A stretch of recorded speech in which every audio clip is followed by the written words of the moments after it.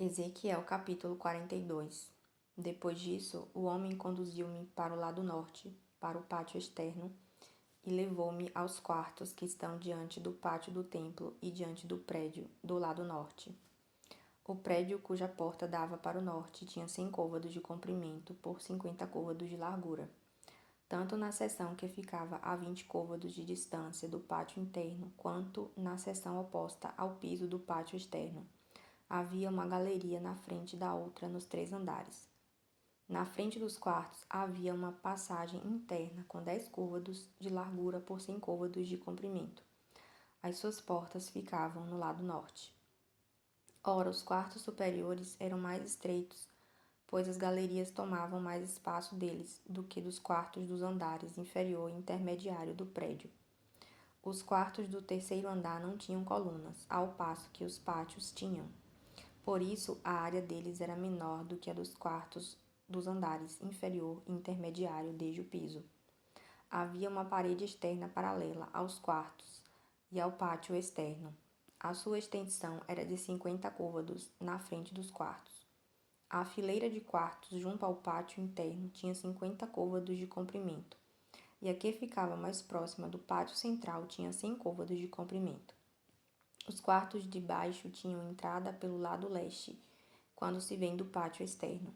No lado sul, ao longo da parede do pátio externo, adjacentes ao pátio do templo, e no lado oposto do muro externo, havia quartos, com uma passagem na frente deles. Eram como os quartos do lado norte. Tinham o mesmo comprimento e a mesma largura, com saídas e dimensões semelhantes. As portas do lado norte eram semelhantes às portas dos quartos do lado sul.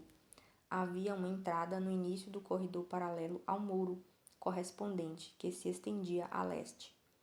Esse corredor dava acesso aos quartos.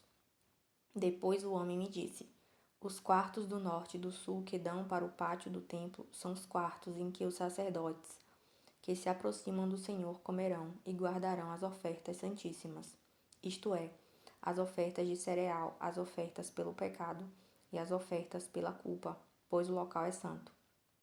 Assim que os sacerdotes entrarem nos recintos sagrados, só poderão ir para o pátio externo depois de tirarem as vestes com as quais ministram, pois elas são santas. Porão outras vestes antes de se aproximarem dos lugares reservados para o povo. Quando ele acabou de medir o que havia dentro da área do templo, levou-me para fora, pela porta leste, e mediu a área ao redor. Mediu o lado leste com a vara de medir, tinha 500 côvados.